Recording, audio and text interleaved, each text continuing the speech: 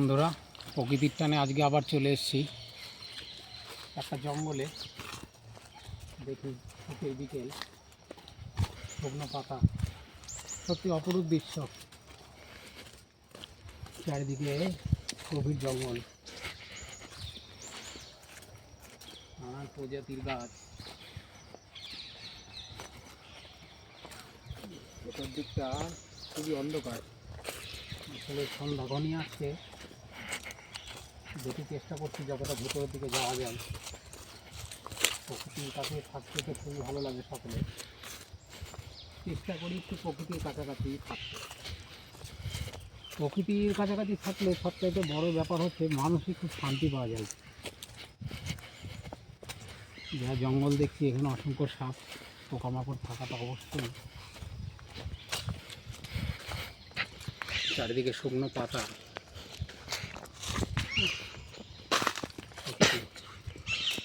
অসম্ভব সুন্দর। নিজে চোখে না দেখলে বিশ্বাস করা যায় না যে প্রকৃতি কত সুন্দর। দেখা যাক, এগিয়ে যাচ্ছি সামনের দিকে। কোনো জীবজন্তু বা সাপ চোখে পড়ে কিনা। প্রকাণ্ড গাছ, প্রকাণ্ড গাছ,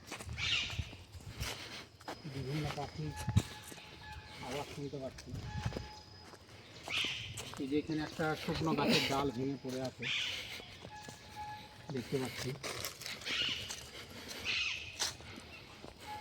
যাই দিকে ঢুকছি ভেতরের দিকে।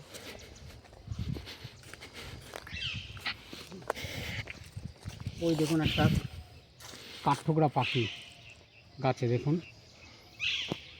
একটা না দুটো, আপন মনে কাঠ ঠোকরে যাচ্ছে। সত্যি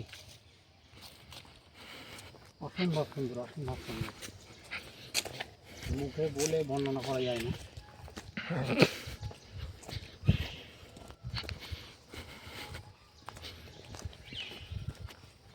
গভীর জঙ্গল, এতটা রাস্তা আমরা এলাম, আসার পরে সত্যি একটা মানসিক শান্তি পাচ্ছি। এত দূর আসার পরে এত সুন্দর একটা প্রাকৃতিক দৃশ্য। এই দেখুন, এই জঙ্গলের মধ্যে এসে দুটো আলপথ, দুদিকে কেমন, এদিকে একটা, ডান দিকে একটা, আমার বাঁ দিকে একটা চলে গেল। দেখি যাই।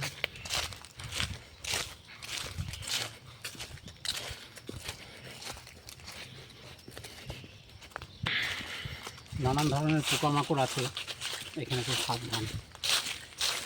চেষ্টা করবেন আপনারা সকলে একটু এখানে আসা। এই দেখুন আবার সামনে কীরকম, আমরা একটা 4 মাথা রাস্তার মধ্যে দাঁড়িয়ে গেলাম। ও দেখুন রাস্তাটা দেখুন কি সুন্দর, শুকনো পাতা, গভীর জঙ্গলের মধ্যে,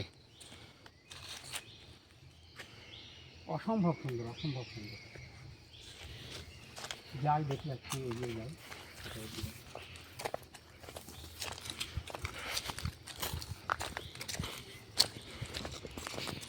দেখুন তো আমার একটু ডান পাশটা কি অপরূপ সুন্দর। শুকনো পাতা, প্রকৃতি মানুষকে কার্পেট বিছিয়ে দিয়েছে, এত সুন্দর সত্যি।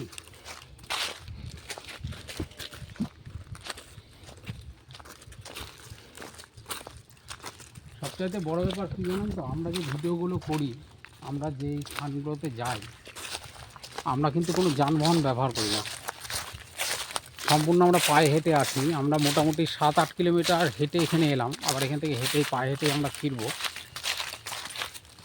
এতে আমাদের একটা শারীরিক পরিশ্রম হয় ঠিকই, কিন্তু শরীরের পক্ষে খুবই উপকারী। তারপরে এই যে প্রকৃতির মধ্যে থাকা, একদম সুস্থ অক্সিজেন আমরা যে পাচ্ছি, এটা কিন্তু আমাদের শরীরের জন্য খুব প্রয়োজন। আপনারা সকলে চেষ্টা করবেন অন্তত মাসে একদিন এরকম একটা কোনো জায়গায় আসা। দেখবেন শরীর ও মন দুটোই খুব সুস্থ থাকবে।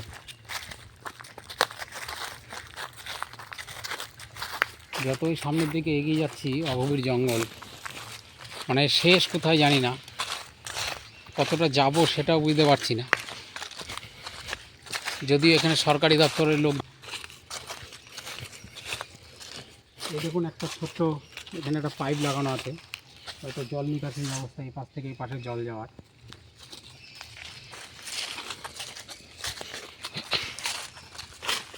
অর্জুন গাছ দেখতে পাচ্ছি, প্রচুর অর্জুন গাছ।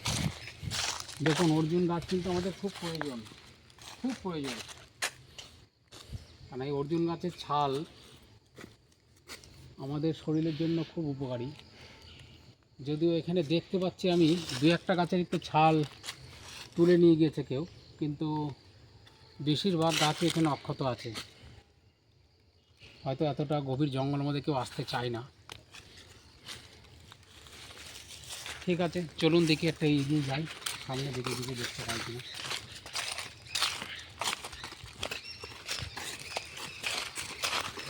শুকনো পাতার মধ্যে দিয়ে যেতে একটু ভয়ই লাগছে। জানি এই জায়গাগুলোতে চন্দ্রবোড়া সাপ প্রচুর পরিমাণে থাকে, প্রচুর প্রচুর। মানে ওর যে কালার বা শুকনো পাতার যে কালার প্রায় সেম একই, ওই জন্য খুব মেপে মেপে আমাদের পা ফেলতে হচ্ছে। যাই দেখি কতটা পারি।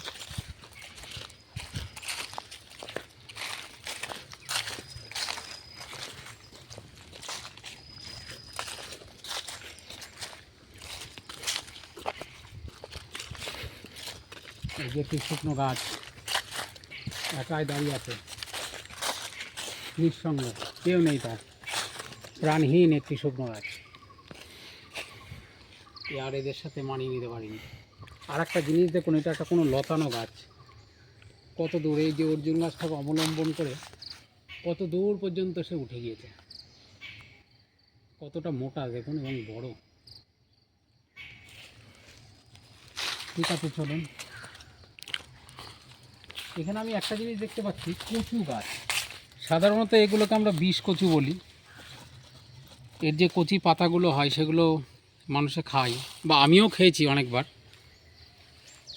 এগুলো আমাদের শরীরের পক্ষে খুব উপকারী। এ দেখুন এই লাল এই ফুলগুলো এখন সবুজ আছে, এই ফুলগুলো একটু বড় হওয়ার পরে লাল রঙের হয়ে যাবে, মুখটা ফেটে যাবে এবং লাল রঙের হবে। বিষ কচু বলা হয় এগুলো, প্রচুর পরিমাণে এখানে দেখতে পাচ্ছি।